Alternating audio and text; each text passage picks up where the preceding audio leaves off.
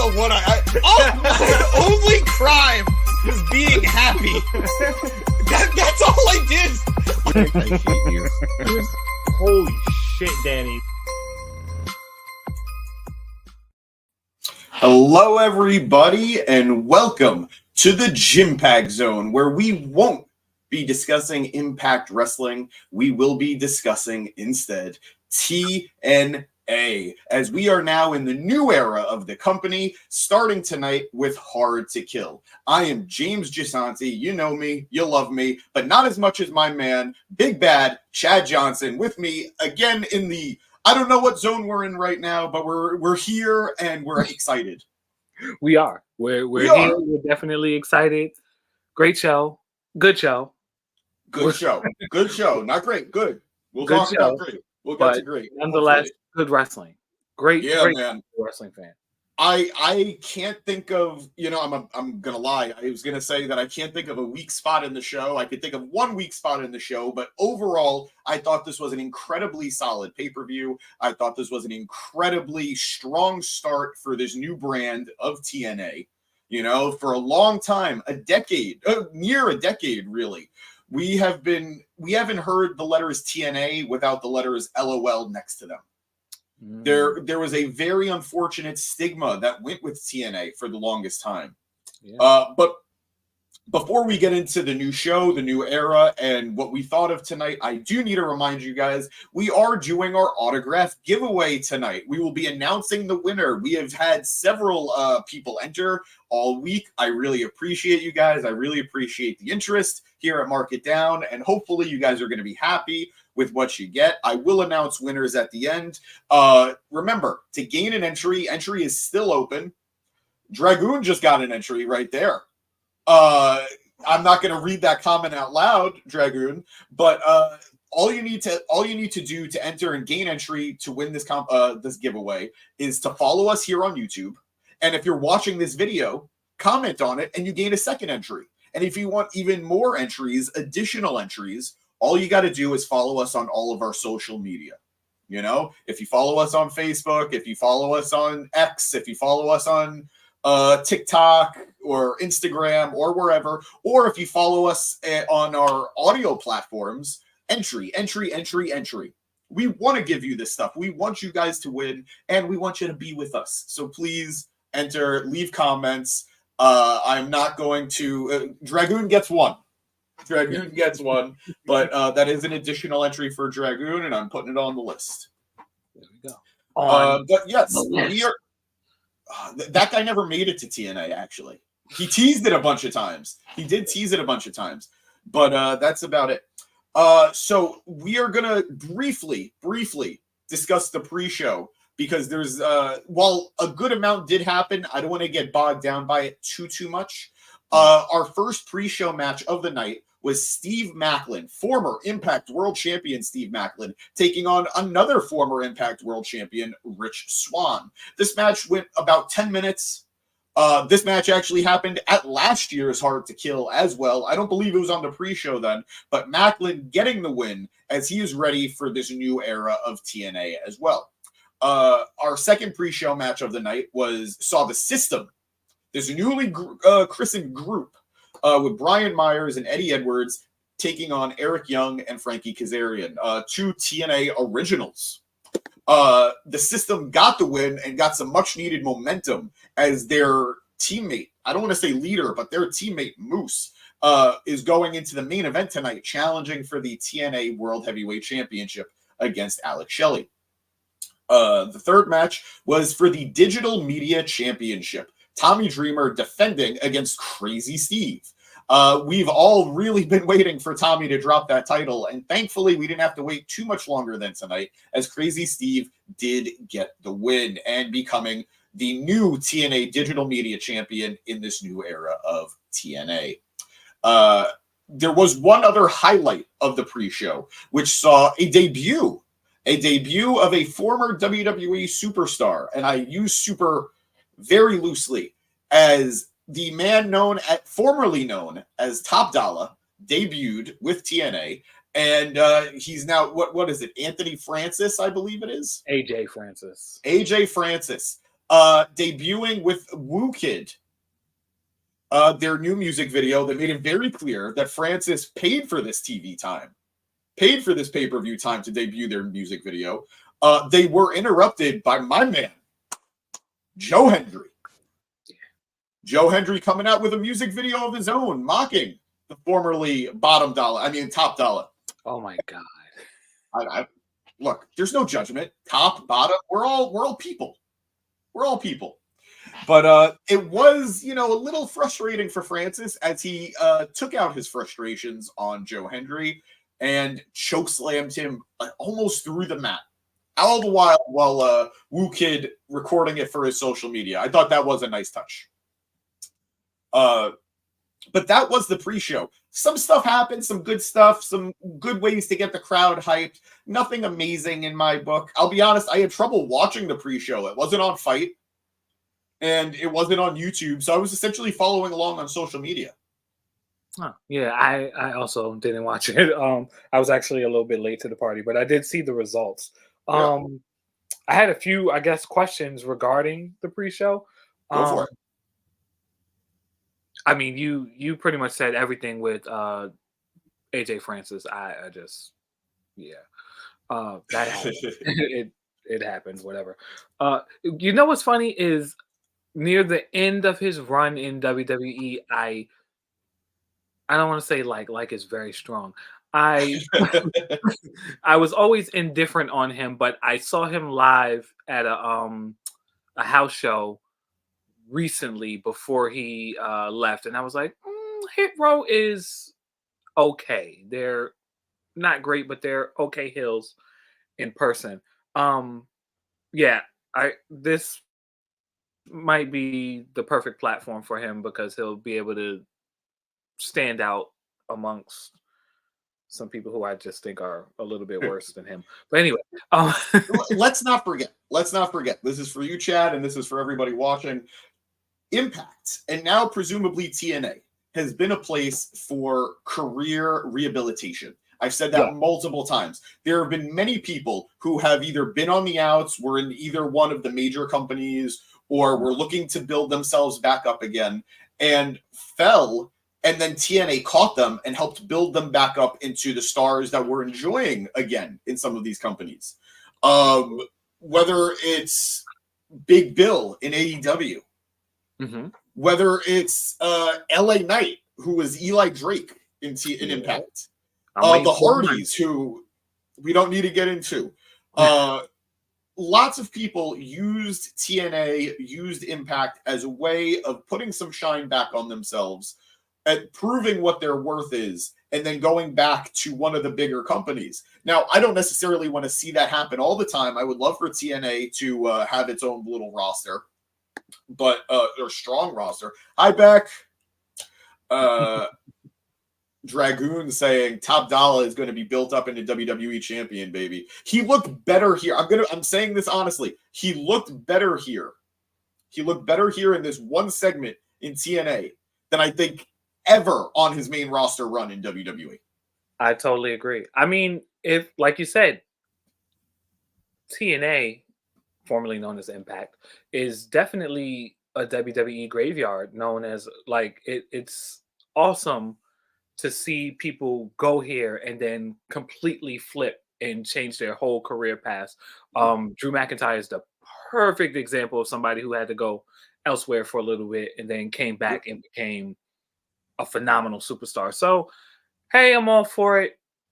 I didn't hate him tonight, so that's we'll take it. We'll take apathy instead of hate. We'll take it here. That's all. But moving on to the main show. Ooh, we got Count Dooku.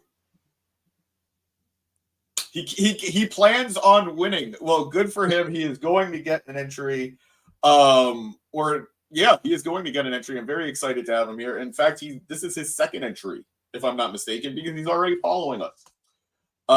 Beck. Good job, Dooku. So Beck, Dragoon, and Dooku all getting second entries, guys. Please remember, if you want an additional entry to win, this is it. This is how you do it. But moving on to the main show, we start with an Ultimate X match. Guys, Chad, I think you've seen Ultimate X before. I think we've covered it once before here on the pod together. Ultimate X being one of the staples of TNA and Impact. Always a fun, exciting match to watch, and even better when you have unexpected opponents such as the Knockouts, the women who started the show on the right foot, in my opinion. We had Tasha Steelz, Alicia Edwards, Giselle Shaw, Jody Threat, Danny Luna, and a debuting Zia Brookside. Yep. I cannot think of a single woman who missed a step. I cannot think of a single entrant in this match who didn't wow at some point or another. Agreed. I love this. I was sticking with the live chat on the Fight app, and I saw some disappointment. We have Ada in the chat. Thank you, Ada, for being here. I accidentally hit Beck. Wow, she didn't even say hi to me. She said hello to Beck. We got some friends here. Count Dooku saying the Force works in mysterious ways. And don't I know it? Don't I know it, friend? Yes, who is Dragoon? That is Jordan. But anyway, all 6 women absolutely killing it, in my opinion. I can't think of a single woman who didn't have a high spot. Whether it was Tasha Steelz hitting the cutter from the corner to the outside, whether it was Alicia Edwards diving to the outside, Zia Brookside making that double dive, Jody Threat hitting a double F5. That was incredibly fun. Chef's kiss. And Danny Luna catching 2 of the women from the cables into powerbomb positions. Absolutely stunning. And Giselle Shaw hitting what might be a career highlight spear in this Ultimate X match. Jumping off of the back of one of her opponents and spearing one of the women from the cables down to the mat. Look, is it Edge spearing Jeff Hardy from a ladder at WrestleMania 17? No. Is this amazing and an incredible display of athleticism? Unbelievable. I loved it. I'm so happy. And we're going to get into the winner in a second, but I know that there's always fear. There's always a little trepidation when you have these women in these big spot-filled matches. WWE in the past has sort of dropped the ball, whether it's Hell in a Cells or ladders or table matches. Sometimes it doesn't quite deliver. No fear here, as these women killed it. Absolutely killed it.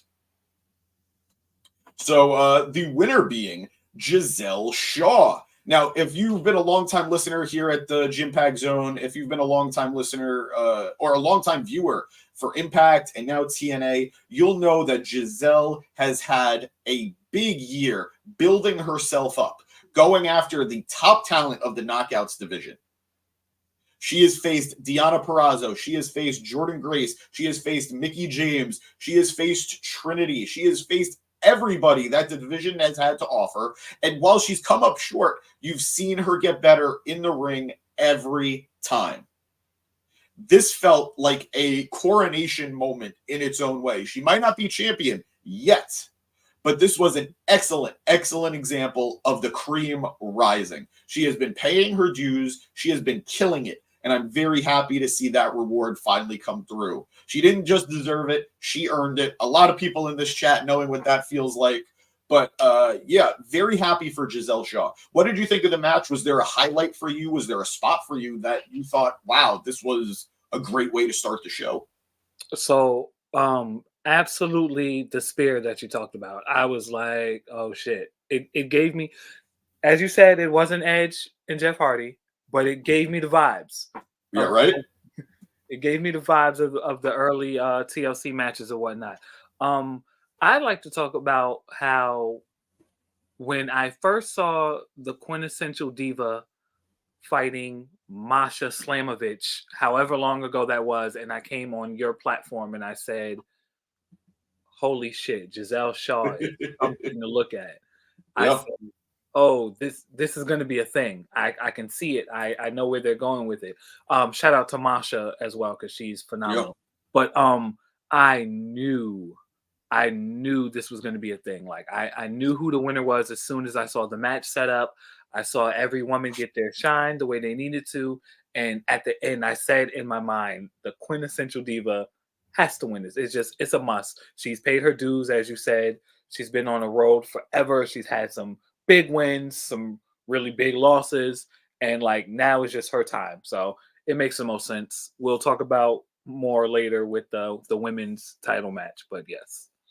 Yeah, no, absolutely. And look, we know it. Everybody knows it. If you are looking for excellent, excellent women's wrestling, TNA is the place to be. The best roster and the best representation of women's wrestling. That is not a knock on any other roster in professional wrestling. If you're in WWE, you have an excellent roster. If you're in AEW, you're part of an excellent roster, but you're not going to be highlighted the way TNA is looking to highlight these women. The Knockouts division was the start of the women's revolution, despite what Stephanie McMahon might be trying to tell you. But this match spoke for itself. Actions speak louder than words. They did some scary stuff. There was like a 2 to 3 minute segment where all they were doing was diving to the outside of the ring. Yeah. Super grateful no one seems to have gotten hurt. Very exciting stuff. And I am looking forward to now Giselle Shaw with this Ultimate X win going on to eventually challenge the women's champion, who we will talk about later. So I did want to ask you, just I guess for the fans who don't watch TNA enough, how does this X Division situation work? Because I've seen the match itself, but I've never seen anybody. I don't want to say cash in because you told me already it's not Money in the Bank, but I've never seen anybody use the prize to get the championship. Do they have? Yeah, it is essentially. Do you remember AEW had the Sonic golden brass ring? I do.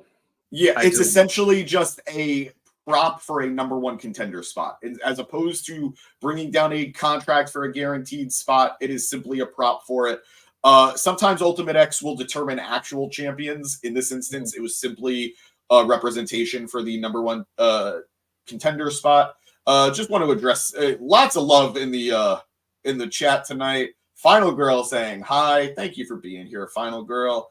Hello, Final Girl. Dragoon, you raised a hell of a good son, like father, like son, Papa G. He's killing it. Thank you, Dragoon. Thank you, Papa G. I love you all. Gonna add Final Girl to the randomizer. But yeah. Moving on from this excellent match, please go watch it. If you're going to watch anything tonight, this is one of those matches you should really check out. But moving on, we are going to what to me was the low light of the night. As what started as a singles match between PCO and Dirty Dango turned into a 6-man tag as Dango's compatriots, the man formerly known as Vladimir Kozlov, Oleg Proteus, and Alpha Bravo interfered on his behalf and just absolutely jumped PCO. The director of Authority himself, Santino Marella, came out and said, "Nuh-uh, we're not going to let this go the way it is. We are going to turn this into a 6-man tag." And now, granted, I did miss a step. This was after the man beast, Rhino, came out and helped clear house and helped make the save for PCO. Santino, knowing this wasn't going to be a handicap match, knowing that there was going to be some dirty stuff if this was a 2-on-2, found a partner for them, and that was Jake Something.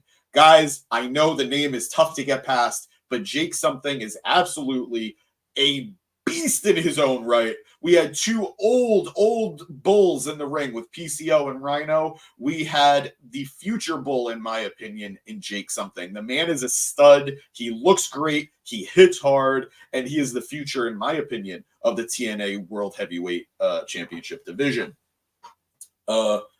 Dragoon saying Santino is single-handedly saving Impact.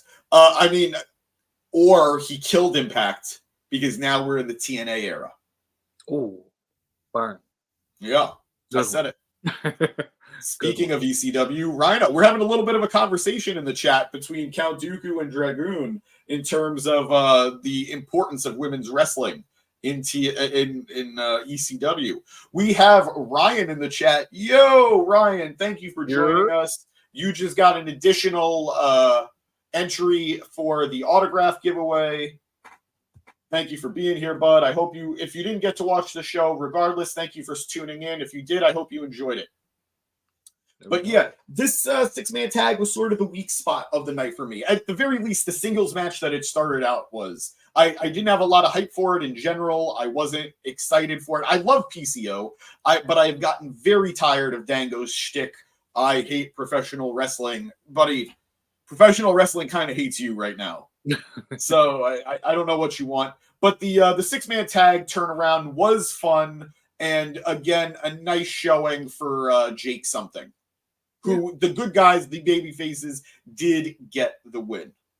What did you think of it? Do you agree with me? Was this a low light of the show, or did you like it more than I did? It was, it was very much a low light for me. To be honest, all I needed out of this was PCO because you know how I feel about PCO. I needed PCO.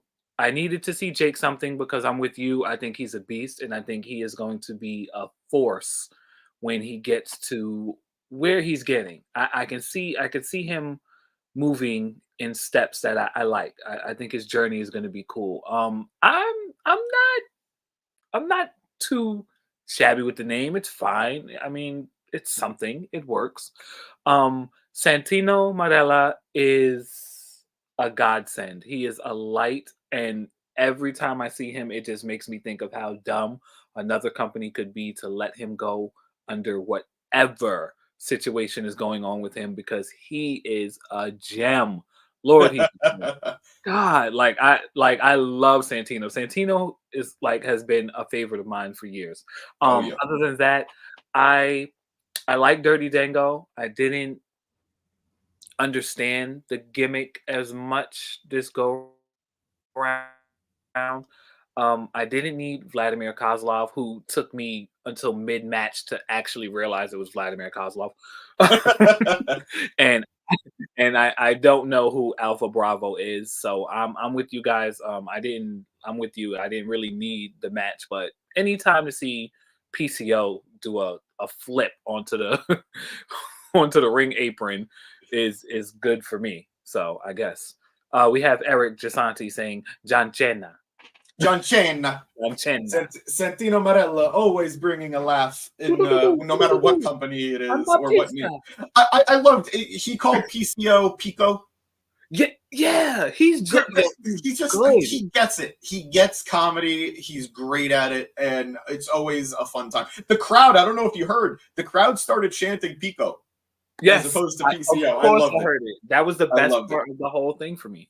Yeah, no, it was. What did he call Alpha Bravo? Alphabet Bravo, and just absolutely brilliant stuff.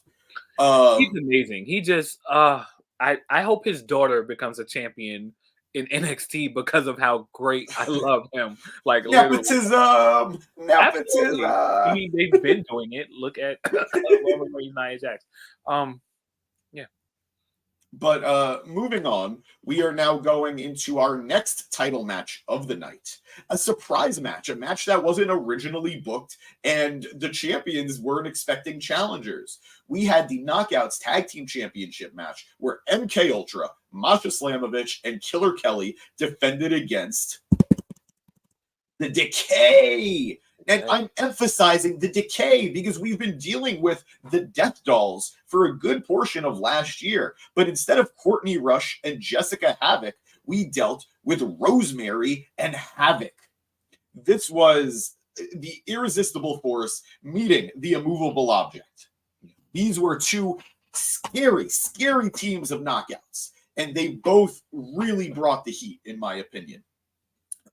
There was an incredible moment where Masha hits her finisher, the snowplow on Havoc, and only got a 1 count. There is a definite difference in personality, in presentation, and in ring work between the formerly known Death Dolls and the Decay of this iteration. And commentary made sure to speak on that. You know, the Death Dolls have won the Knockouts titles in various different iterations, but this was a first to seeing this version of the team challenging for the TNA Knockout Tag Team titles.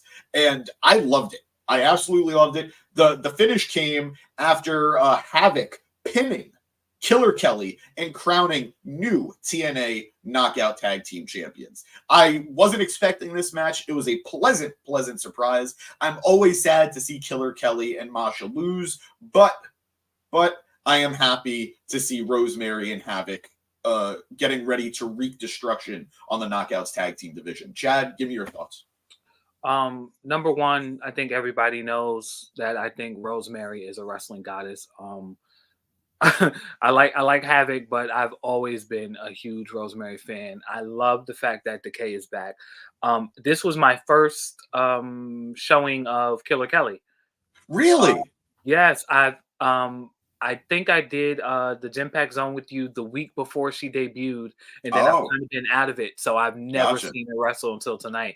And I didn't know she was with Masha. And I love Masha as well. So for me, it was really all these like components just piecing and gelling together perfectly because again, I haven't seen Killer Kelly, so that was the new perspective. Then I love Rosemary and I love Masha. Havoc is cool, but she's always cooler when she's with Rosemary. So it made sense. Yeah, I loved it though. I loved it. Again, the way TNA, formerly known as Impact, I'm gonna have to keep saying that just to get myself used to saying TNA. But the way TNA showcases the knockouts, I think, is absolutely amazing. And one thing that I took from this match when Decay came back is that I would really, really, really love for Abaddon to go to TNA. Wow. You know what? I completely agree. I think she would thrive there. A gimmick like that's such a gem and not being showcased properly, I think she will be amazing. Also, when I see Decay, I always think of, I know you know who I'm talking about, the Asian wrestler who used to have the black makeup and wear looks like nightgowns and come up from the floor. Su Yung? Su Yung. Oh, yeah. I love her. What is she doing? Is she anywhere? She recently, if I'm not mistaken, had a child. And I think she was also recovering from surgery. She is very missed in the TNA, in the TNA Knockouts division. I'm not sure if she's actively wrestling, but she is starting to make a social media presence again. So hopefully we will see the return of Su Yung sooner than later. The Knockouts division could always use some fresh blood or even some returning faces in this case. Yeah. I'm super into horror, in case no one noticed. Dude, you and me both. I am an Abaddon massive mark, and I am rooting. Now that you put her in TNA in my head, I want it. I want it, even if it's just a little excursion. But admittedly, she has been getting used a little bit more. It happens to be on Saturdays or Friday nights for AEW. Well, that's good. But we'll take what we can get. Right. If there is a wrestling historian, it's James. Thank you, Dooku. I really do appreciate it. Fact. If there is ever a wrestling themed episode of Jeopardy or something, God willing, that'll be my shot. But until then, keep me here in the Gym Pack Zone. Moving on, we had our next title match, a triple threat for the X Division Championship. Chris Sabin, the champion, defending against his tag team partner, Kushida, and the AAA Mega Campeon, Elio Del Vikingo. Now, before this match started, we did have a segment on the ramp as the TNA president, Scott D'Amore, welcomed and brought out the AAA president, announcing that there will be a strengthening of their partnership between the two companies, and we should expect more and more crossovers in the next year to come. I am all for that. I watched the TNA AAA, not crossover, but the TNA tapings that were held in Mexico with AAA last month. I thought there was some excellent wrestling that was presented, some very interesting and fun characters that I would not have been introduced to otherwise. And if this means more Vikingo in TNA, I'm all for it. Now, it does raise a question for me. What does this mean for AAA's partnership with AEW? We've seen a lot of crossover in terms of talent where AEW wrestlers were appearing in AAA shows and AAA talent like Vikingo coming up to AEW and Ring of Honor.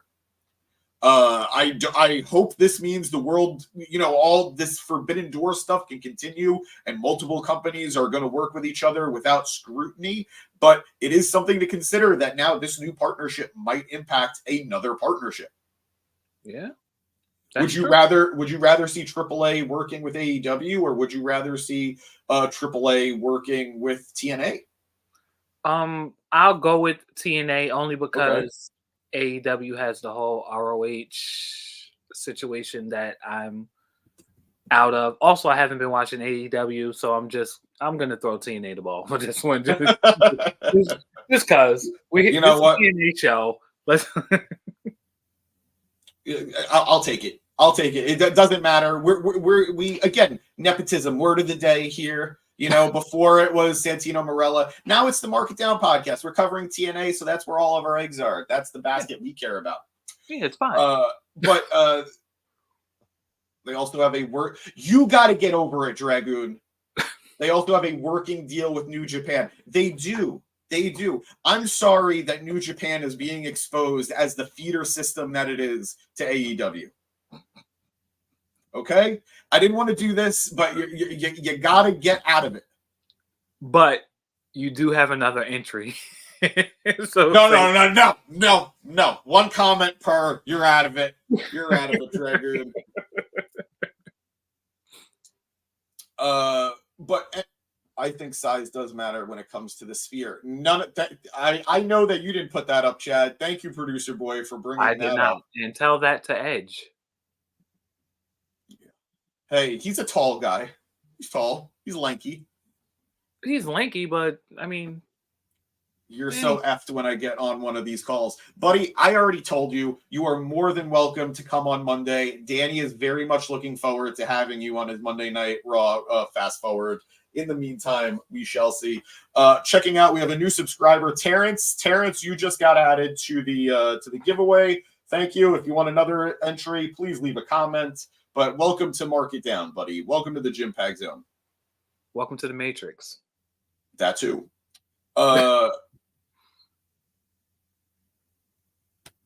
Dealing with some private conversation. No, Eric. Deanna was not on tonight. I don't know why you're lost.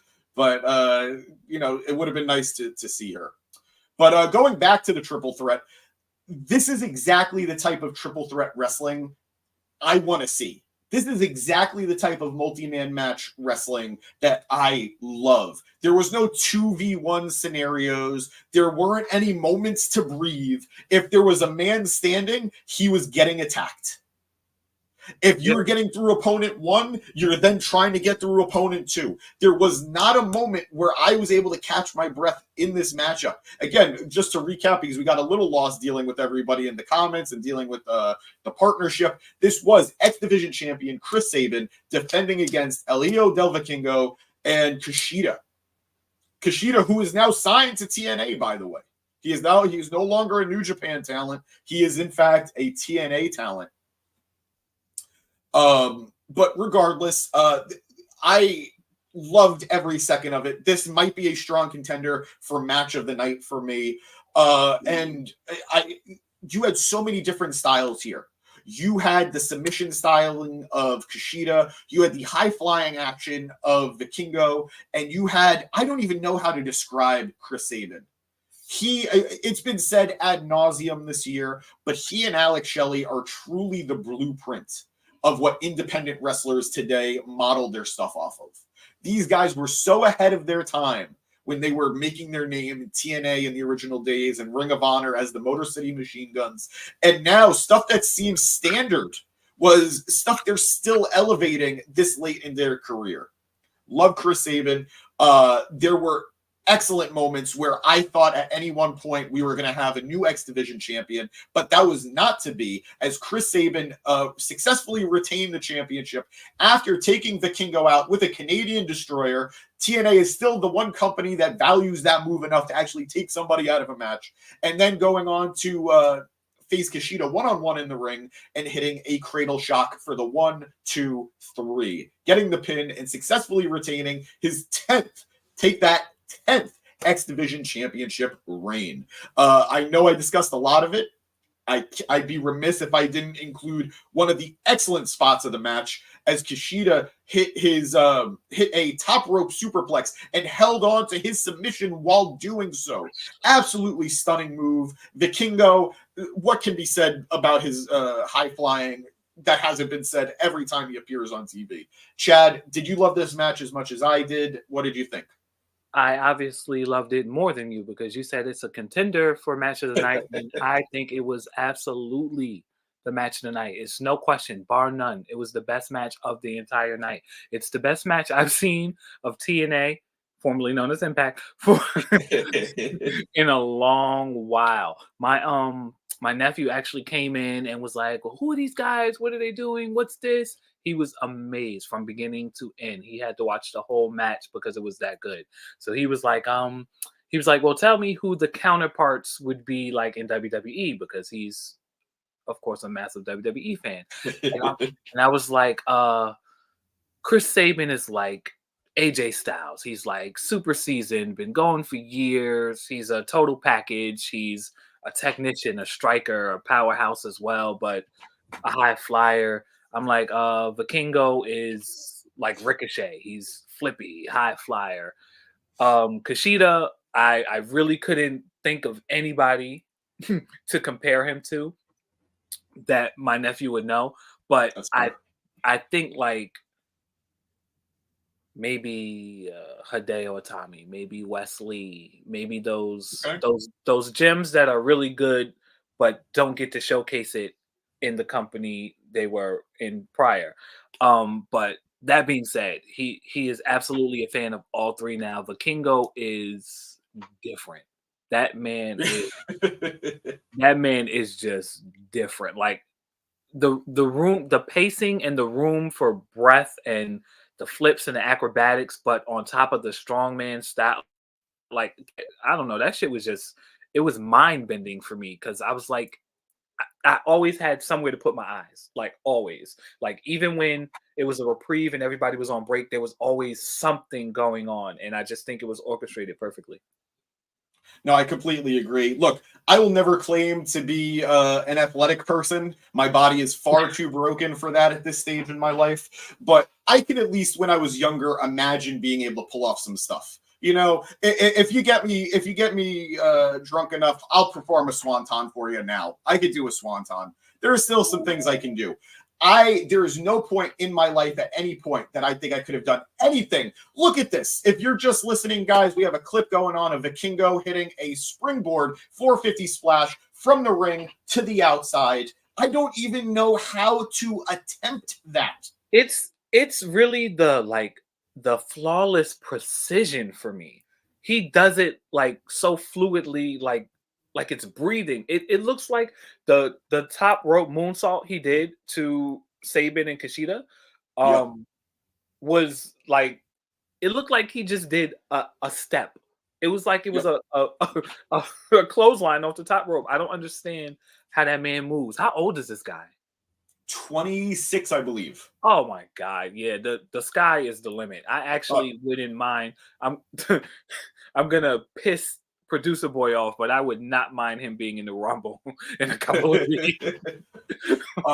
Going to the comments real quick, Dooku saying high flyers have always carried shows, but they don't get the credit until way later. It's true. In the era we're in right now, almost everybody's doing flips. Everybody's doing something flashy. It's become a standard part of wrestling. But I can tell you firsthand, those are the things that get cheers when you're in an audience. Those are the things that wow you. Those are the things that you remember tomorrow. I love good standard submission style wrestling. I love strong style wrestling. I love whatever the fuck they do in WWE. But high flying is what wows audiences. I mean, Kevin Nash somewhere spinning as I say this, but it's true. Listen, if we're being completely honest, I've been a fan since '97. I don't care how old you were, and I don't care how much of a piece of shit he is now. When you see a swanton bomb, you're gonna fucking pop. It is what it is. When you see Essa Rios.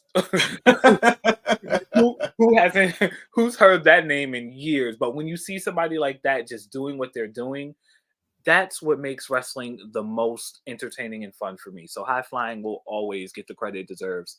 It's stuff like this, which is why we give Jeff Hardy chance after chance after chance and company after company.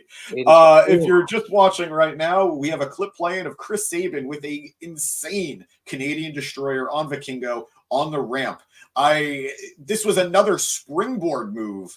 And again, got to give it to TNA for being able to value and respect the Canadian Destroyer. I know it's sort of become a meme at this point, how much this move gets spammed in other companies. I don't want to say their initials, but we know the company we're talking about here. But it was an excellent spot. Sabin just absolutely looking like a star and honoring his X Division compatriot, Petey Williams. Can we also take a moment to just actually reflect and understand that Chris Sabin is a bad motherfucker and has been for so long. Like, this is so well deserved that it's disgusting. He's always been your favorite wrestler's favorite wrestler for years. Like, absolutely years, decades now. Absolutely. I've known Chris Sabin for 20 years at this point. Fun fact, he actually saved my mom in the Impact Zone. We were attending what was our first TNA Impact showing ever. We were in Orlando at the Impact Zone, and it was first come, first serve for tickets. My family and I were, of course, first in line. And as they're getting ready to open the gate, people who were just dying to get into the show started pushing my mom, my father, and I against the steel gate, the barricade, and no, not even a barricade. I'm talking like a chain link fence. What the fuck? Savage. It's Orlando. I don't even feel bad about it, but oh my God. As we're getting pushed, Chris Sabin happened to be walking by and got security to save my mom. And he remembered me later in the night and went to Dixie Carter, former TNA president Dixie Carter, and me and a bunch of other little kids got to go inside the ring at TNA. We got a bunch of free stuff, and I got chosen to go backstage. So I'm always going to have a warm spot in my heart for Chris Sabin. X Division champion, hell yeah. I'm gonna go. I'm surprised there was a fan.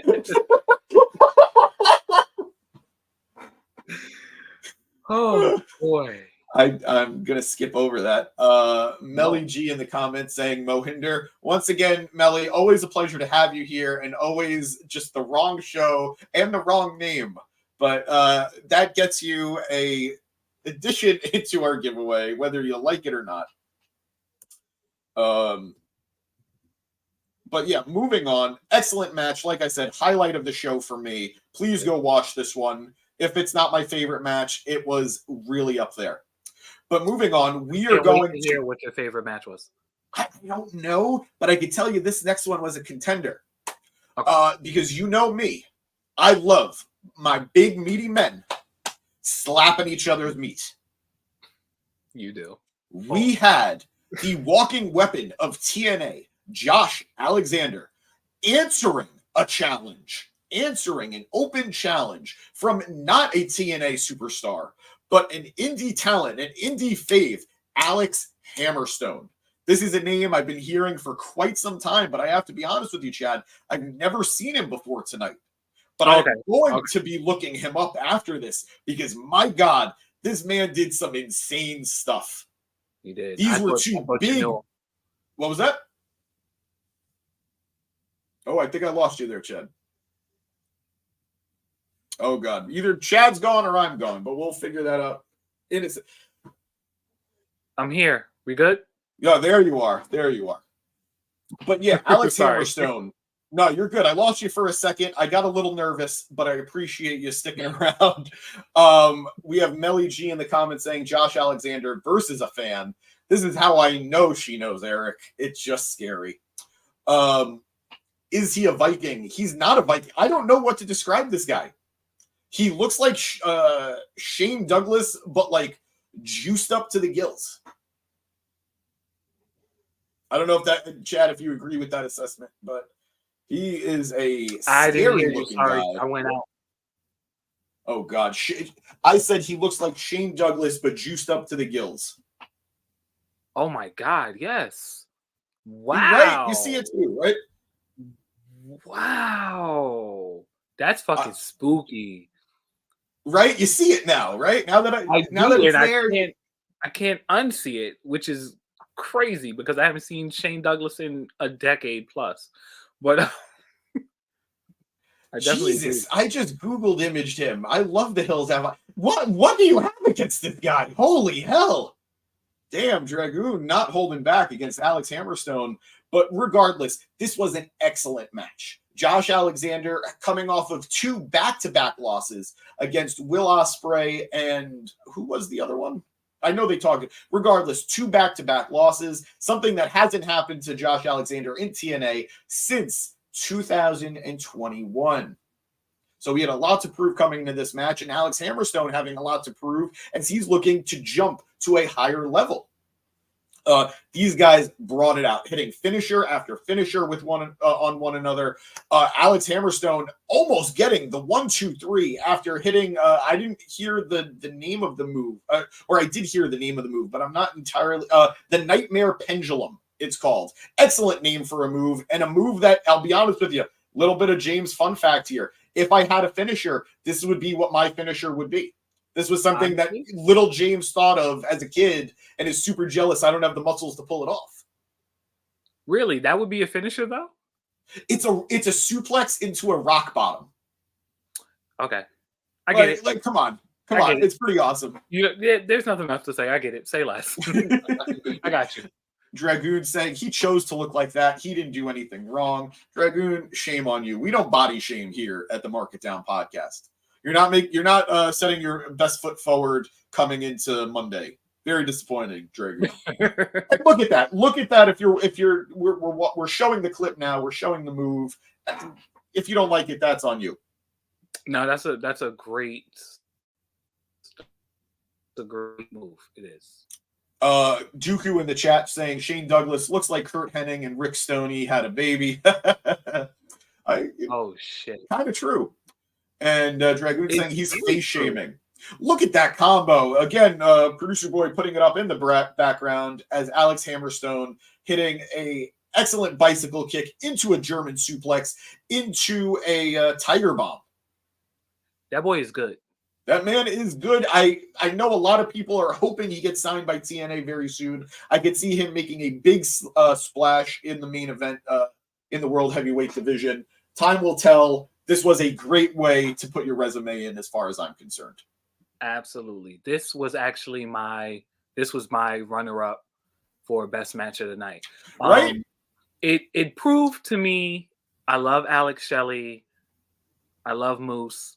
This proves to me that the Walking Weapon should still be the champion in some way, shape, or form. I don't know. I mean, I know it would have been 2 years now. He definitely needs the Roman Reigns reign because he is just a phenomenal superstar. He's literally top 3, and he's not 3 of favorite people over at TNA. I don't argue that. I don't disagree with that. So much so that here at the Mark It Down podcast, we are giving away a Josh Alexander autograph. He is one of our autograph giveaways. So, Chad, do you want to be entered into the contest? I do. I'll comment right now. Are you kidding me? Do it, and we'll see. But we do celebrate nepotism here at the Mark It Down podcast, but Chad will have just as fair a chance as anybody else at winning this autograph from the Walking Weapon. The Walking Weapon, who is getting closer to getting a shot at the World Heavyweight Championship again, as he did beat Alex Hammerstone with the C4 Spike pile driver, getting the 1-2-3. This was an example of 2 muscular, physical athletes being physical and just decimating one another. I don't know if it was my favorite, but it's in the contender for the night. It has to be. It really was. It was a hard hitting, very technical. Like we saw suplexes. it was very refreshing. Again, Yeah. I'm with you. This was my first time seeing Hammerstone, and I was like, "Holy fuck, this guy can Yep. go!" Like, first of all, when I first saw it, I was like, I said the same as Melly. I said, "Why is the walking weapon fighting a fan? Who the hell is this?" But then I saw the fan get to work, and I said, "Oh shit, I need to watch my mouth.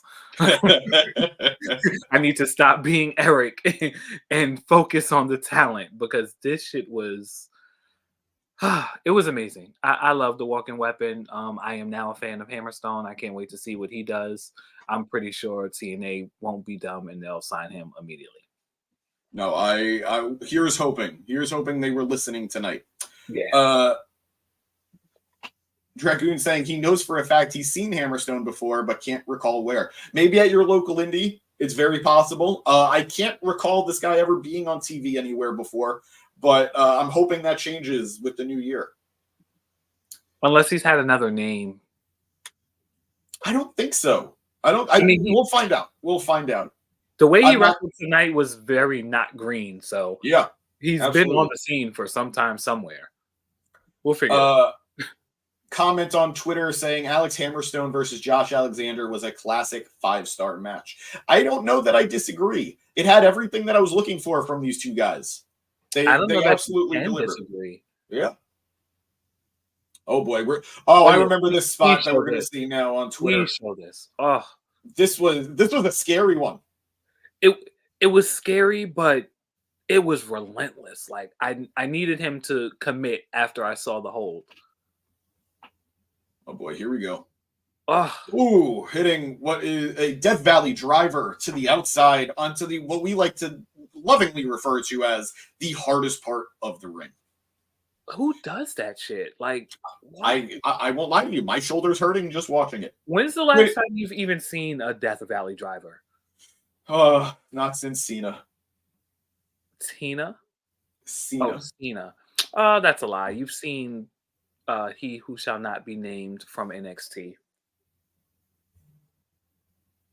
Who? The guy who's like Prince, the singer. Oh yeah, we do not talk. Yeah, he will not be named. That's absolutely true. But moving on, because I don't want his ickiness on our podcast, we are going to our next title match of the night, the Fatal 4-Way Tag Match for the TNA World Tag Team Championships. As we had Bullet Club, Bullet Club, the ABC, Ace Austin, and Chris Bay defending against the Rascals, the Grizzled Young Vets making their TNA debut, and the random combination of Mike Bailey and Laredo Kid. Bailey's partner originally being Trent Seven, but couldn't make it to the show given all of the weather troubles North America has been seeing these last few days. Laredo Kid being the replacement and being a worthy replacement as far as I'm concerned. I enjoyed this match. It didn't quite hit everything I was looking for it to be, but I won't deny the fact that it was nonstop from bell to bell. Another instance of never having a moment to catch my breath because all 8 of these men brought it. I'll get into the winner in a second, but Chad, did you enjoy the match more than I did? And if so, where does this place match of the night for you?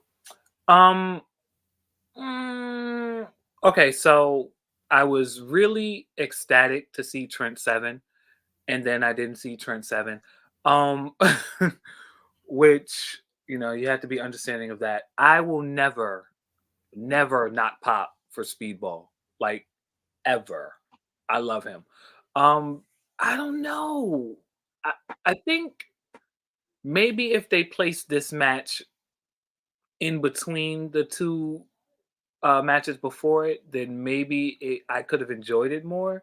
Or I don't know, because after the two back-to-back best matches of the night, this one it was good and my eyes were moving and it was popping and everything was cool, but it just didn't do it for me to the extent that I wanted it to. However, it was a really good match, so I can't complain. I think just the placement threw me off a little bit.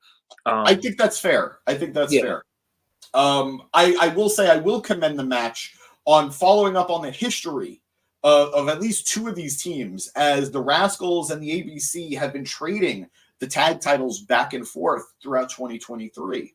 I am a big fan. We are a big fan of the ABC here at the Mark It Down podcast. Again, so much so that we will be giving away a signed print from both Ace Austin and Chris Bay of the Bullet Club. Big fan of them. We got to see them at House of Glory. Oh, I think Chad left. There you are. Here.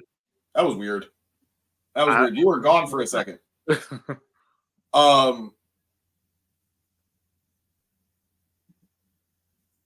Thank you, Danny. I appreciate having you, buddy. Wish you could be here tonight. I hope you're feeling better. I know you weren't feeling too well this week, but get better soon, pal. We love you. He's obviously trying to get an autograph.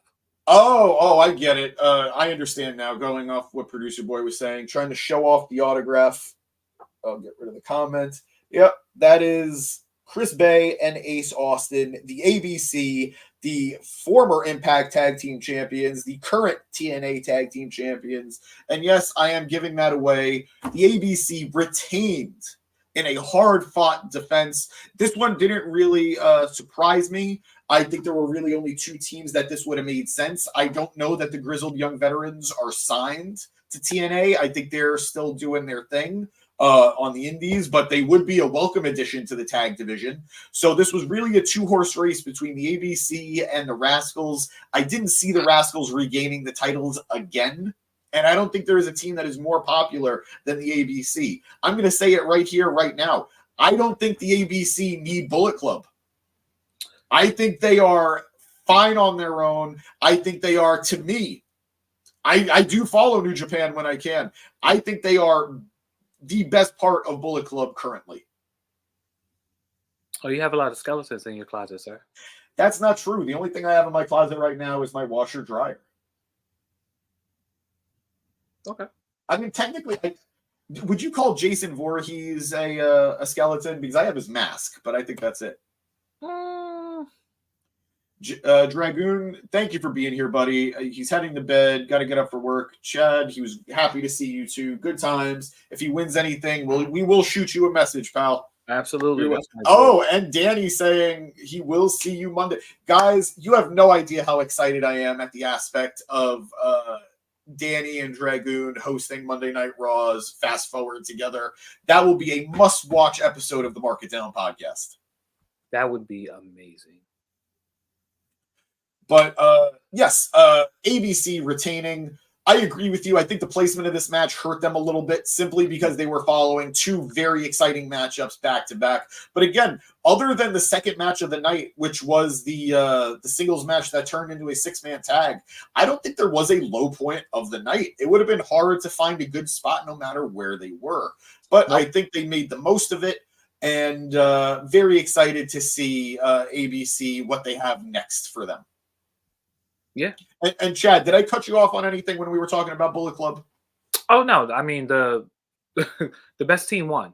I mean, it just is what it is. I don't even know that much about ABC, but I know from tonight that they were going to win. They needed to win, and they had to retain. Fun fact for you, Rev couldn't be here with us tonight, but he did say that tweeting two real-life active Bullet Club members was a bucket list item for him. So I'm glad that he got to wish them some luck with that tweet going into the show. Count Dooku in the comments saying everyone should quit their job. I'm all for it. Let's live a life of anarchy. But money. I mean, but let's just get money, more money. James, no job. I don't know if you can say that, sir. I don't know if that's your hill to die on. Let's move on from that. Yeah. Moving on to what was the first part of our double main event for Hard to Kill, the TNA Knockouts Championship match, as champion Trinity defended her reign against Jordan Grace, who was using her Call Your Shot gauntlet match offering to get this matchup. Now, Chad, you were asking earlier, how do these number one contender spots work? The Call Your Shot gauntlet winner is essentially the same as being the Money in the Bank winner. You get to call your shot at any point. It could be after a match. It could be in the middle of a match. You could call it ahead of time. And that's what Jordan did here tonight. But previous winner, Moose, use it similar to Money in the Bank after Josh Alexander had won his Impact World Championship off of Christian. Moose speared him and got the 1-2-3 and took that moment away from him. Dragoon saying Ted DiBiase telling Sandman to quit his job. I don't want to be Ted DiBiase. I don't want to be either a senior or junior. And are you really comparing yourself to the Sandman, dude? Don't do that to yourself. Absolutely, Ted DiBiase Jr. Junior? No, that man's going to prison. Don't do that to me, man. I'll take senior. No, damn it. My dad's in here and he's technically senior. He was a Marine. What? He was a Marine. You'll be fine. He was the Marine 2 or 3? He was 3. Oh. No. He was 2. Miz was after him, right? Yeah, Miz was after him because he had a few runs with it. Terrence Hall in the comments saying it was Trinity's best match in TNA / Impact. Sad to see her go.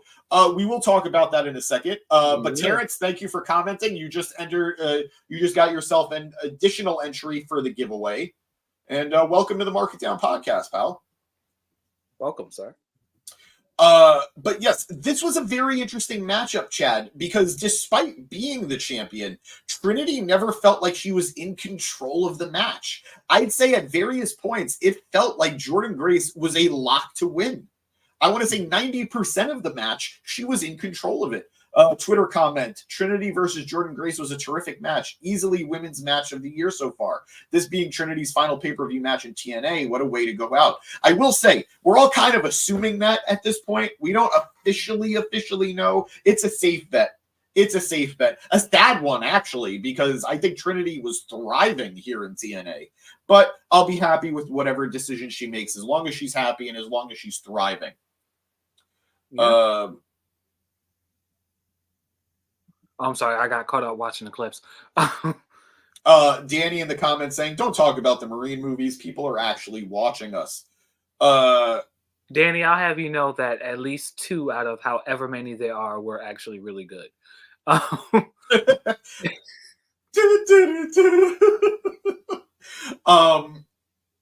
going back to the match, we are having fun here tonight. Going back to the match, like I said, Jordynne Grace lived up to her name, the Juggernaut. Jordan absolutely dominating almost from bell to bell, and Trinity doing her best to fend off her opponent, her challenger. We saw through Twitter, through some of the clips that Producer Boy was putting up, Jordynne Grace hitting moves like the Muscle Buster. There was one segment of this match, there was one small point where I was utterly amazed by Jordynne Grace's strength. As Trinity had her locked into the rings of Saturn, Jordynne Grace picks her up, moves her, contorts her body, flips her aside, and then German suplexes her off of the ropes. Absolutely stunning feat of strength by Jordan. I know that Grace is a former TNA a former Impact Knockouts champion, a former digital media champion. So I shouldn't be surprised by what she brings to the table. But by God, does she continue to impress and continue to find ways to wow the audience? Me being one of that audience. Excellent back and forth. Trinity hitting a gorgeous, almost scary, but gorgeous power bomb onto Jordynne Grace. Do you remember that spot where she reversed into the power bomb? Excellent showing from Trinity as well. But despite that, Jordynne Grace did prove to be too much for her opponent, getting the win off. What did she hit her with? It wasn't another muscle, but it was the that flipping move she does. It was like a half Nelson that she hit into a flip. Yeah. Getting the 1-2-3 and becoming the new TNA Knockouts champion. Terrence in the comments saying Jordynne Grace felt like a heel. I could see them booking her like a Brock or Roman as a final boss type champ. I could see that too. When you have someone as dominating as Jordynne Grace, when you have somebody as undeniably powerful as Jordynne Grace, it's hard to book her into a smaller role. It's hard to book her as an underdog in almost any situation as long as she's competing against other women. There is a reason we saw her competing against men throughout the years in TNA. She brings the heat, she brings the power. So it'll be interesting to see how they book her moving forward. As of right now, it looks like her first contender will be Ultimate X winner Giselle Shaw. That is a match we've seen before, but admittedly, Giselle is on a higher level than the last time they wrestled. Moving on, Daniel in the comments saying Trinity is better than Naomi. Absolutely. Absolutely. Naomi being a former WWE Women's Champion, that is not a knock on her, but she did find a way to elevate herself in TNA, something we talked about in the beginning of the show here. TNA finds ways to elevate you. TNA finds ways to rebuild you. Jordan Grace spiking Trinity Fatu. Oh, no, spiked by Trinity Fatu. I apologize, guys. Not reading that right. I am not going to highlight that comment from Danny. I disagree. Apparently, somebody will highlight that comment from Danny. He does not want to see Naomi. Naomi is a dork. He wants to see Trinity.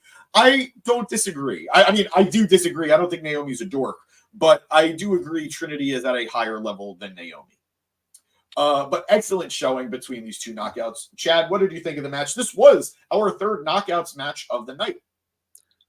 So again, it must just be a TNA thing. The knockout matches are just better. They mean more. They're more important. They showcase better talent. The gimmicks are better. Everything surrounding them, like the knockouts, feel like they're in a league of their own.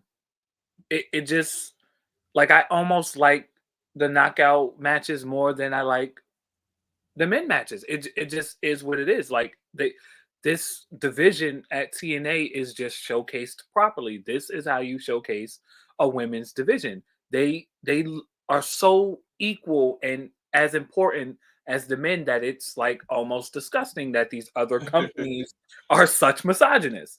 But anyway, we don't support misogyny here at the Mark It Down podcast, no matter what certain banners may say about me.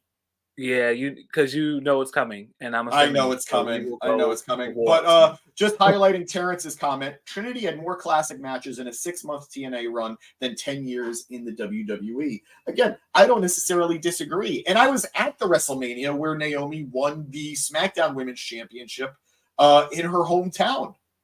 Let's just be honest. Oh, she has importance at TNA. Chad, we lost you there for a second. Go ahead. Sorry, I'm back. Can you hear me? We good? Yeah, no, you're back. And I got to get rid of that. We love women. James loves women. Mark It Down loves women.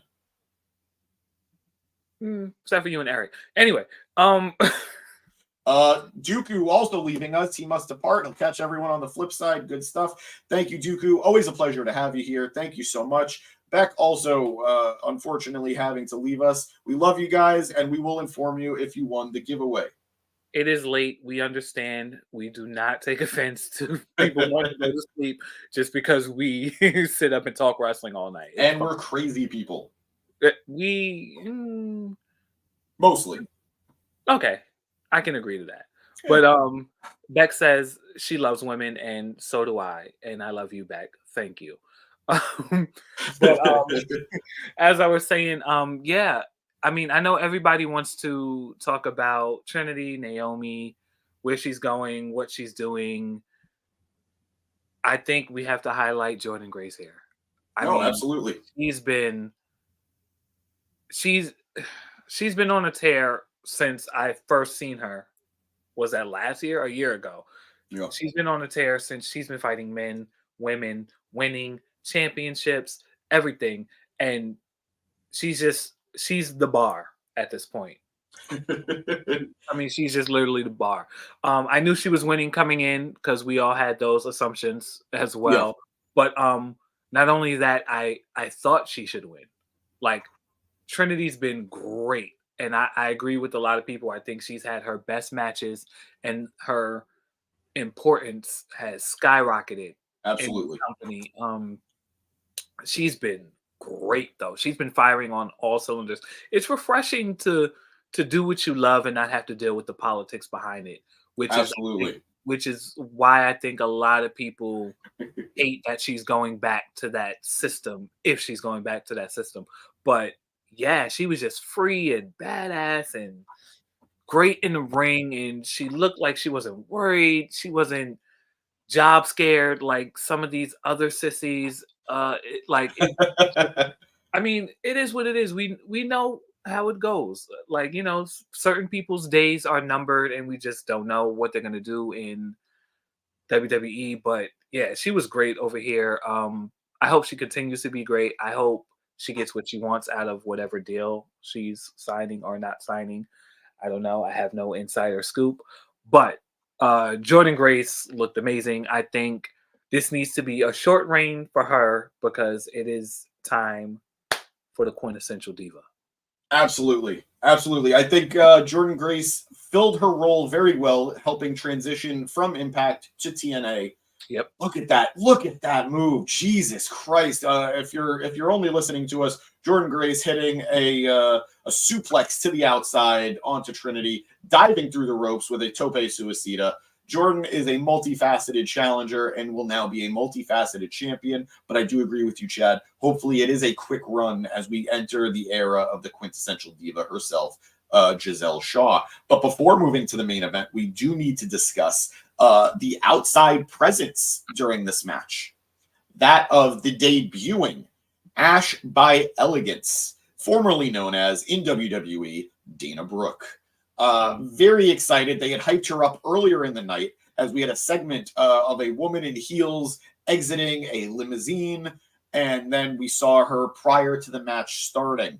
Look, Dana Brooke is somebody who, in my opinion, in WWE, never got the fair shake that she deserved. She was clearly still developing when she was in NXT, the developmental brand of WWE, and then got called up to the main roster, in my opinion, far too soon, and was forced to learn on the job. That's not necessarily a conducive work environment for somebody who didn't have a lot of experience.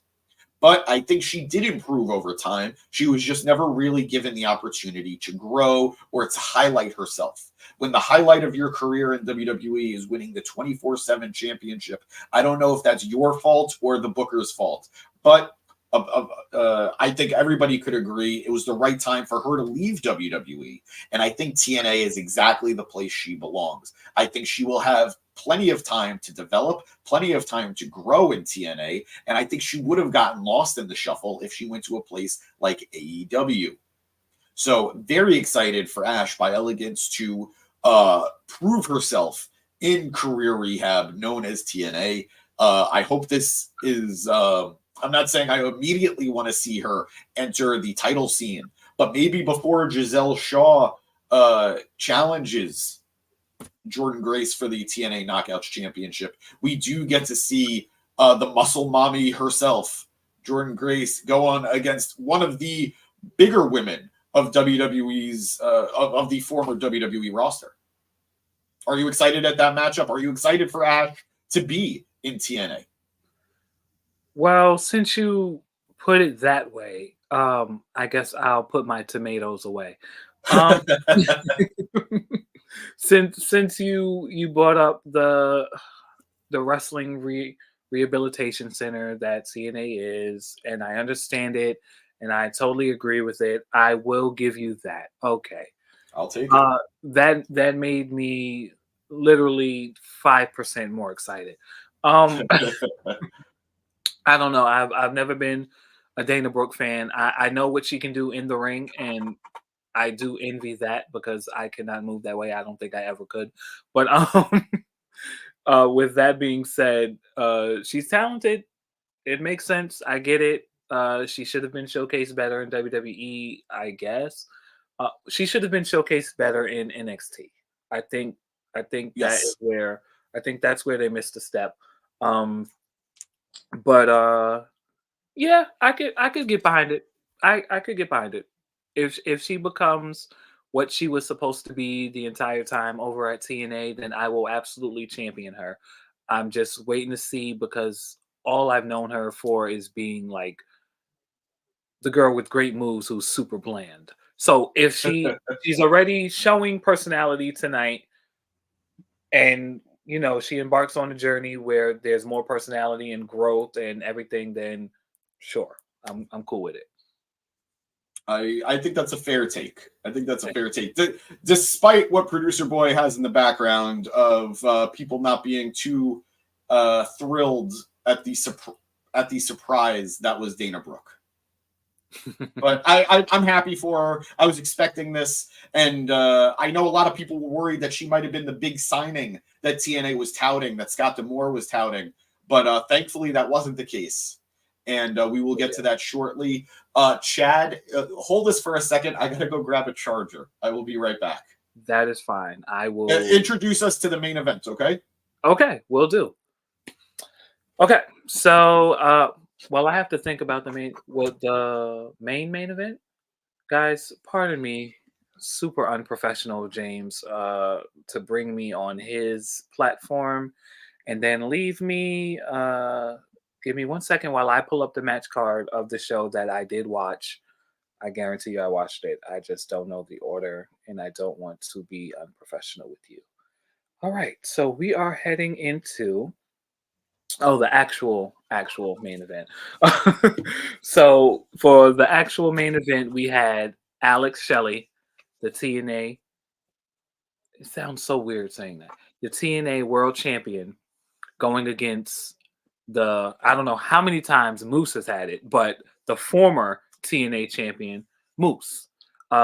This was Moose's Feast or Fired world title match. We have to talk about that as well, James. I want to know who got fired. I never knew that. Oh, unfortunately, although not unpredictably, it was Yuya Uemura. Was it? Yeah, he picked the fired briefcase. Santino Marella gave him a chance to maybe stick around. He wrestled a tag team match the next week, but they unfortunately lost against the Rascals. And that sent Yuya packing back to New Japan, where he did pick up a big win at Wrestle Kingdom earlier this month. So, like all good excursions, his came to an end. Speaking of New Japan, apparently Eric saying in the comments, Ali is in New Japan Pro Wrestling. I'm sure we will talk about that at some point. He is not the only person who showed up from another company in New Japan tonight. But I am very happy for him. I am sure he will find a good home there. Ali will face Takahashi. That is going to be a great match in Chicago on April 12th. Mustafa Ali taking on Takahashi. But moving back to the main event, as you very eloquently put it, this was Moose's Feast or Fired chance at the World Championship. He won that briefcase back at Impact 1000. He called his shot for tonight and is going to feed family. Nick Nemeth versus Alex Shelley is going to feed families for generations. You do not understand how crazy it'll be. Eventually, at some point, yeah, but it's definitely not going to be for the title. But regardless, Moose going from Mr. TNA, going from the wrestling god to a former fake TNA champion.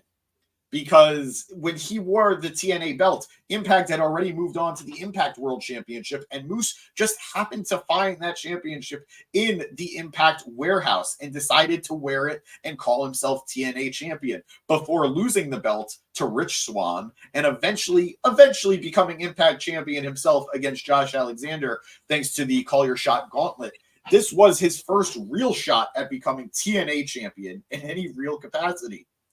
And man, did he deliver. This was an excellent match between reigning champion Alex Shelley and hungry challenger Moose. I don't know, going from a comment on Twitter, taking the world title off Alex Shelley to run Moose versus Nick Nemeth. We're about to hear what this guy has to say. What are we doing? Fuck! Look, I'm not thrilled that Alex Shelley's run came to an end. I did talk about it earlier that he has had, as TNA commentary touted very well, this is the third longest reign in TNA history. This is the third longest world championship reign that TNA has had. So this is by far, this is as far away as you could get from a transitional run that we all feared Shelley would have. He has carried that Impact World Championship and now this TNA World Championship admirably. Well, maybe not so admirably. I love Shelley, but he's kind of a dickhead. But he absolutely carried himself like a champion, a fighting champion, and he brought the pain to Moose. These two guys did not stop. These two guys hitting everything they could. Shelley refusing a handshake from Moose to start the match and instead spitting water in his face. Guys, I love Alex Shelley. We all love Alex Shelley. Alex Shelley is not a babyface. Alex Shelley is a tweener at best. Do we love him? Yeah. Do we root for him? Yeah. He's not the good guy. But He's admittedly, never been almost. right? But admittedly, neither is Moose. This was two heels, two crafty guys going back and forth and bringing the heat. There was high flying. There was technical wrestling. There was countering. There was one spot in the match that was just absolutely painstaking to watch as these men were trading chops. For every 3 chops Shelley hit on Moose, Moose stunned him with a massive one of his own. These guys brought the pain to one another. Eventually, Shelley going for shell shock, getting countered by Moose, leading to a gigantic spear and leading to a 1-2-3 and an official TNA title reign for Moose. There was some interference as members of the system, Eddie Edwards and Brian Myers and D'Angelo Williams, former NFL superstar D'Angelo Williams, getting involved in the match, bringing out Shelley's time machine partners, Kushida and Chris Sabin, trying to make the save. Yet despite all that, it didn't matter as Moose gets the win and becomes champion. I very much enjoyed this matchup. It was a David and Goliath style of match. Yeah. Comment from Twitter showing a very sad Kermit the Frog as both Trinity and Alex Shelley lost their titles tonight. Chad, did you enjoy the match? Are you happy that we have a new TNA champion, or were you hoping Shelley was going to pull off the miracle and get another successful retention? Let me know what you thought. Okay, so I loved the match. The match was great. I think the result soured it a little bit for me, but I don't want that to take away from how really good this match was. The match was like really good. I mean, Shelley's always firing on all cylinders, and I think everyone knows by now how big a Moose fan I am. So we have some takeaways. Lost you again. What were you saying? I said we have some takeaways, of course. Yeah. We have some big feelings. I love Moose. When I hear TNA now in this new era, I think of Moose. He was Mr. TNA, like he's always been Mr. Impact. So it makes sense for him to be the main event guy. I do think this is also going to be like Jordan Grace's reign. I think it's going to be short to bring in a possible new guy who we'll talk about shortly as well. Moose, I can honestly say also when Moose was the Impact champion, I don't know if it was the last reign or the reign before it, but it was around the time where he was the best champion, period. Wow. Strong words of support for Moose. It is what it is. It was him. It was Big E. Everybody knows that reign was trash. It was Roman in that weird period where he was going too long, but he was cheating every month. And I can't remember who it was in AEW. It might have been. Was that Hangman? Yes, it was. At that time period, yeah. Okay, so and it was it must have been either near the end or when we weren't sold the most on Hangman and we were getting tired of him, where Moose was, like he said in one of his promos, the best champion in wrestling. He was that. He was delivering. He was doing great promos. His gimmick was working. Everything behind him was great. He just looked great. He looked like Impact. With that being said, I did not want him to be the champion tonight. I just did not see it. I knew Shelly was going to win, but then I'm like, this got to be the little twist or the curve for something to happen, and something did happen. James, tell them. We had the debut of debuts as Nick Nemeth, formerly known as Dolph Ziggler, makes his long anticipated TNA debut. Nick Nemeth being possibly one of the top two hottest free agents on the market right now. There was a lot of speculation as to where Nick Nemeth was going to land. Was he going to land in AEW? Was he going to land in New Japan? We saw him at Wrestle Kingdom earlier this month. Was he going to land in TNA? Well, tonight that was answered as he interrupted the Champions celebration, his music playing, not knowing who it is, and then showing up in the ring behind Moose's back. I got to tell you, I know it's very easy to be cynical about Nick's debut in TNA. We have been watching Nick Nemeth, Dolph Ziggler in WWE for what was essentially the last 20 years, being very undervalued, being very underappreciated. Oh, in the comments, we have Enigma. Hey, my man. Happy to have you here, pal. Let me tell you, we miss you. We really miss you. Saying Nick Nemeth supremacy. My man, you're getting added to the giveaway. As he should. But we have been watching Nick / Dolph be presented as the mid-carder of all mid-carders. We have seen moments of brilliance. We have seen moments of greatness. And we've all known how good he is. Mm-hmm. It's just we were never allowed to truly enjoy a sustained run of greatness from him. Not through any fault of his own. And then over time, he did get somewhat overshadowed by the younger, shinier toys that WWE was bringing in from NXT and from outside signings. Nothing he did wrong. It's just been there, done that, unfortunately. I think this run in TNA will be absolutely breathtaking. I think he is going to remind us how goddamn good he is. I think there was a lot of wants for him in AEW. I heard it from wrestlers online who are looking forward to wrestling him. I heard it from fans online who were hoping to see him there, teaming with his brother. But I think he was going to get lost in the shuffle in AEW. I do, and it's not through any fault of his own. There's just so much talent in AEW that it's easy to get lost at sea. And that's not to say that there isn't incredible, amazing talent in TNA. Producer Boy pulled up a tweet showing all the possible matches we could have got.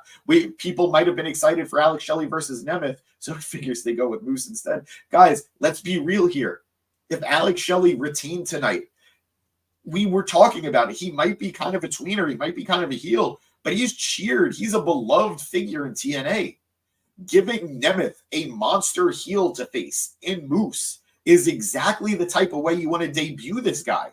You want him to get cheered. You don't want there to be any confusion as to who we're supposed to be rooting for. We're supposed to be rooting for Nick Nemeth. Mm-hmm. So I don't know if Nemeth wins the title right out the gate. I don't know if he earns his way into a title shot and he was just making a splash, or maybe he does lose his first shot at this. I hope not. But regardless, no matter which option we're going with here, I know I'm rooting for Nick Nemeth. Go for it. Let me tell you guys a little something about Spirit Squad Nikki.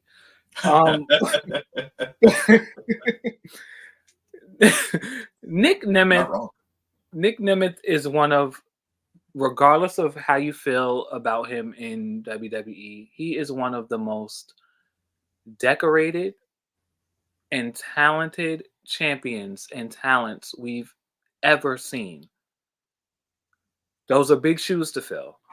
He is someone who, when he does actually retire, or when he does go on a stand-up comedy tour 3 years from now, he will always be in the minds of almost everyone a legend, whether it's for him being a jobber later or him being one of the greatest United States champions or his I've yet besides rock chants and old attitude era pops, I've never heard a pop as big as when he cashed in the Money in the Bank. Like Yep. I cannot explain enough how great this guy is. And on top of that, I think everything we saw moving forward with Trinity when she came in the company, it's going to be Nick tenfolds. He is going to shine superbly now. I think you automatically give him the championship. You let him do a couple matches to get his feet wet if you want, and he goes directly after Moose in a month's time. You make him the champion and you build the company around his back because he's the unspoken champion. He's the undisputed guy who's supposed to have been the champion 10 times by now, who's been looked over for years. So it's so refreshing to see him on a new stage at a new level with the same talent still going. He's going to make this company so much more fun, and it's already fun. So he's going to make it so much more fun in the next coming months. I think you give him a year reign, you have him face every big fish in the pond, and you build. If Dolph doesn't, if Nick doesn't do anything else, he's gonna build somebody else with him, regardless. Absolutely. Look at that super kick. Look at that super kick. We're showing it on Twitter right now. Nick Nemeth in total nonstop wrestling, total nonstop action wrestling. Amazing. He's like literally, he's a well-oiled machine. More than anything, and I'm sorry to interrupt. I didn't mean to. But we got to acknowledge something that I think is more important than almost anything that you and I have mentioned so far. And that was how excited he looked in the ring and how happy he looked in the ring. He had the biggest grin on his face that I don't remember him having in a long time. He's free. He is free, man. He never, in my opinion, half-assed anything that he was given. Ever. But I don't think he was given much to be excited for. And I think he's genuinely excited right now. Yeah. I think he's genuinely excited. And between this appearance, between his New Japan appearance, I think we're going to be entering a very fun phase of his career. And I'm looking forward to cheering him. I'm looking forward to being excited for him again.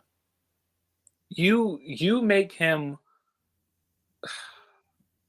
I'm trying to think of a great champion without being too controversial. You make him the John Cena in that first reign. Oh God, you're going to turn Eric against him already. I know. That wasn't me. That wasn't me. That was him. That was producer boy. Don't take it personally. We should have seen that coming. You make him the John Cena of TNA. Look, man, you do it. You give him whatever he wants. You let him build that company. If they build it, they will come. He is the man to do that. He has the foundation. He has the fundamentals. He has the psyche. He has everything. This guy is, I cannot say enough how much of a complete package he is. You give him everything now, and you let him build your company, and the sky's the limit from here. It's going to be amazing. Wow. Announced Nick Nemeth's first TNA match will be tomorrow at the TV tapings against Zachary Wentz for Snake Eyes. They're really doing their best to promote Snake Eyes. We're getting an Okada appearance. We're getting an Ospreay appearance. This is going to be good stuff. And Nick Nemeth making his debut. Zachary Wentz being an excellent opponent for him. So yeah, I agree. Forward to that. We'll cover that on the Gym Pack Zone in the coming weeks, depending on when it airs. I am all for this. I know that there was a lot of trepidation because Scott D'Amore had really, unfortunately, hyped this up to be a huge deal. And did fans run with that and make it an even bigger statement than I think Scott was looking to make it? I'm sure. But no matter what, there were expectations. I know there were a lot of people thinking it was going to be Nick. And we're like, okay, it's Nick Nemeth. I guess that's a big deal. It felt like a big deal, guys. It felt like a really, really, really big deal. And Eric's still hoping for Lesnar to come out tonight. Hey, maybe tomorrow it's Snake Eyes. But the truth is, I am looking forward to where we are in this new era of TNA. The Knockouts division has fresh blood in it. The World Championship has a fresh contender for it. We have new champions across the board in TNA. And I don't know if you noticed it. I did. The production value tonight was incredible.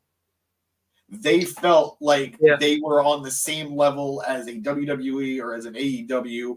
And I'm sure Producer Boy is going to love this. They even had the same audio issues for certain instances that AEW had. So put them right up there with the big two as far as I'm concerned. I am rooting for TNA as I always have been. Chad, did you notice an uptick in production value? Absolutely. I saw that they had something to say, and it meant something tonight. It was obvious. Like, the rebranding has been good enough. It hasn't been spectacular, but it's been good enough to the point where it looks like a new company. I'm buying into it. I get it. I got it. I'm sold. Hell yeah, man. Hell yeah. I'm looking forward to covering the product in the weeks to come. I'm looking forward to what other moves this company makes. I know Producer Boy put up that tweet about Tommy Dreamer being champion.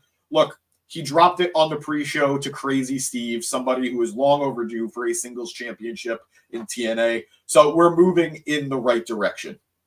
Yeah. We got through some dark days, some LOL TNA days. We got through a rebuilding with Impact. And now I'm really hoping there's payoff. This was the biggest audience in for the company in the last 8 years. It's been 8 years since they've had a crowd this big. That's huge. I'm really, really hopeful for what this means moving forward. Looking at a tweet from Producer Boy, Trinity saying her goodbyes after the match at Hard to Kill. I think we all know she's not long for the TNA world. Enigma in the comments saying, so glad these other companies got top tier talent to level them up for real. That is great comment there, pal. That's the big win of tonight. Mm-hmm. I've talked about it. You've talked about it. A lot of us have said it here at the Mark It Down podcast. We're not WWE fans. We're not AEW fans. We're not TNA fans. We're not New Japan fans. We're not AAA fans. We're not Ring of Honor fans. We are wrestling fans. Period. If one company does well, we want every company to do well. We don't like wrestling at all. We love it. We don't like it. We love it. We want everybody to be successful. If you're not liking what you're watching on Monday Night Raw, check out Friday Night SmackDown. If you're not liking what WWE's doing, check out Dynamite on Wednesdays. If you're not liking what AEW's doing, check out TNA Impact on Thursdays. If you're not liking what American Wrestling's doing, check out New Japan. If you're not liking what Japan's doing, check out AAA down in Mexico. There is so much wrestling today. There is so much more wrestling that is accessible to me today than when I was a kid, that I have no excuse not to find something that I don't like if I claim to be a wrestling fan. Yeah, honestly. So please, please, please, please check out TNA if you're intrigued.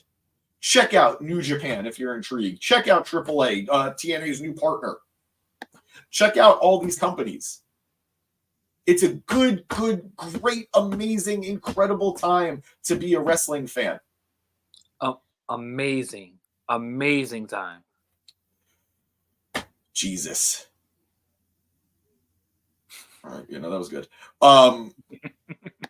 You got lost in the sauce for a minute, didn't you? No, we're professionals here at the Market Town podcast. I was reading Enigma's comment. We are fucking marks. You know it. This is a show for fans, by fans, and we're just happy to be talking wrestling with you guys. We're happy to share in the love. So much so that this is now your guys. I'm giving you 1 minute, last chance. If you want to enter for an autograph from Bullet Club. Ooh, another beautiful spot from Vikingo. Producer Boy, put me up real quick. If you want an autograph from Bullet Club members, Ace Austin, Chris Bay, the current TNA Tag Team Champions, this is your last chance. If you want an autograph from the Walking Weapon, former Impact World Champion, Josh Alexander, this is your last chance. If you want an autograph from PCO, the French-Canadian monster himself, the French-Canadian Frankenstein, PCO, this is a slab of concrete that was smashed over his body. One of one. You're not going to find another one. This is your last chance. If you haven't already followed us, follow us and let us know. If you comment, that's 2 entries for following and for like it and for commenting. If you follow us on social media, this is it. Those are entries everywhere. If you follow us and you're listening to us on any audio platforms, this is your last chance. You have one last minute. Once that minute passes, I am going to put everybody's name in the randomizer. Don't worry, Eric, they're already there. And we will announce our 3 winners for these autographs. So much so that even Hojo here wants it himself. I do.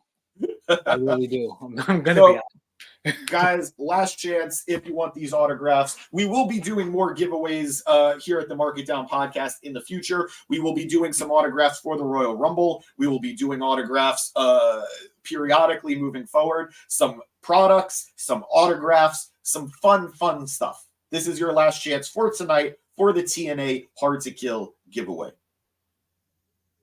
Good sell, man. But what was that? I said good sell, man. Shit. I do my best. I do my best. Letting everybody know this is our last chance to enter for the TNA Hard to Kill giveaway. Chad, any last thoughts on the pay-per-view?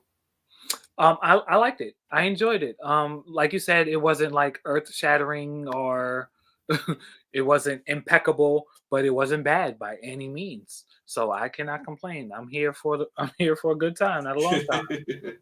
Well, according to Danny, we are here for a long time as well because it is 1 a.m. So we will get off the air. I believe that minute is up. Trying to bribe people into watching us. We're not. I'm not above anything. Eric, if you win, I will personally hand deliver it to you. But moving on, I am doing the randomizer now. We have a lot of people in it, more people than I was expecting. Very grateful for everybody. But here we go. We are randomizing. Oh my God. That is actually kind of hilarious. Chad, you are one of the winners. Yeah. I swear to God. I do not know how to share the screen. How do I do it? All right, I'll be honest. It doesn't. I really hope you guys trust me. We have 3 winners here. One of them being Chad, one of them being Terrence, and one of them being a friend who's not with us tonight, or is no longer in the chat, but the Collector Cave. Proponents of us here at the Mark It Down podcast. Wow. Big bad supremacy. So all right. Who did I have? It was Terrence, it was you, and it was the Collector Cave. Chad, you were the second one. Terrence, you get first pick. We will message you. You get to pick which autograph you want first. Chad, you get second dibs, and then the Collector Cave gets third dibs.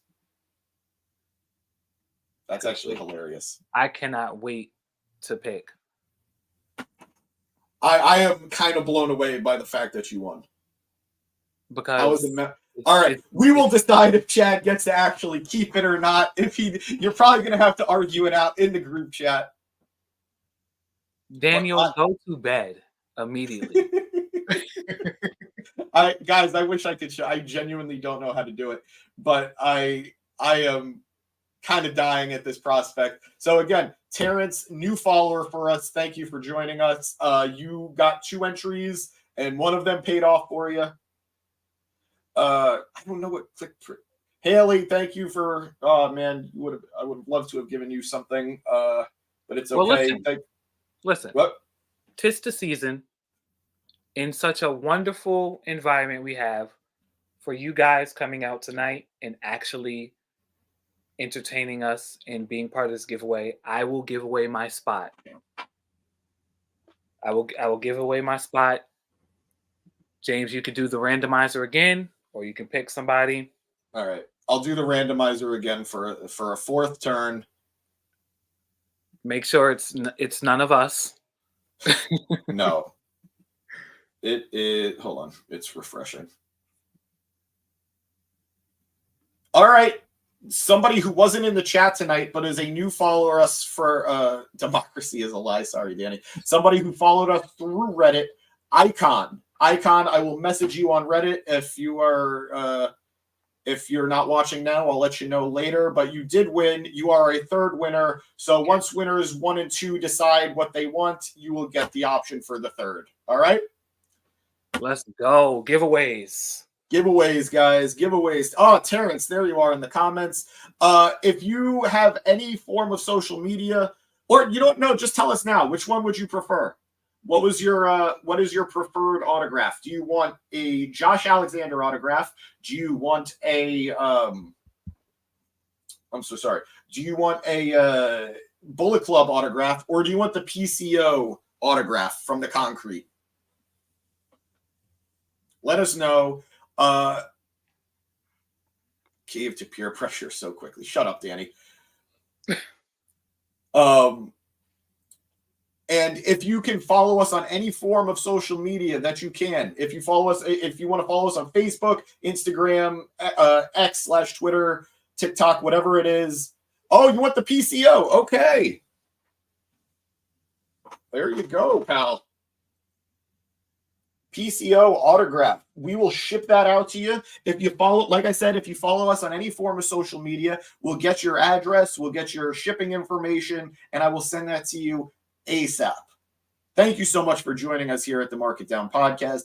Guys, I had so much fun covering TNA Hard to Kill. You guys, it was so much fun talking it over with you. Chad, I'm always so happy when you join me here in the Gym Pack Zone. Hopefully I get you a few more times moving forward. I know your schedule makes it a little difficult, but I don't know if I could say it, but I'm going to say it. And even if I'm setting us up for false hope, we are expecting Chad back on Fridays at the Mark It Down podcast, covering SmackDown in the weeks, maybe month moving forward. So please get ready to watch Chad a lot more here at the Mark It Down podcast. As always, follow me every Thursday on the Gym Pack Zone. Haley, don't worry about it. We're just happy we're here. Don't be worried. Don't worry about being late. Better to be late than not at all. But Beck saying she will be back for a prize one day. I'll get something fun for you, Beck. I'll do my best. But as always, you know you can follow me on the Gym Pack Zone every Thursday covering TNA. What is now TNA.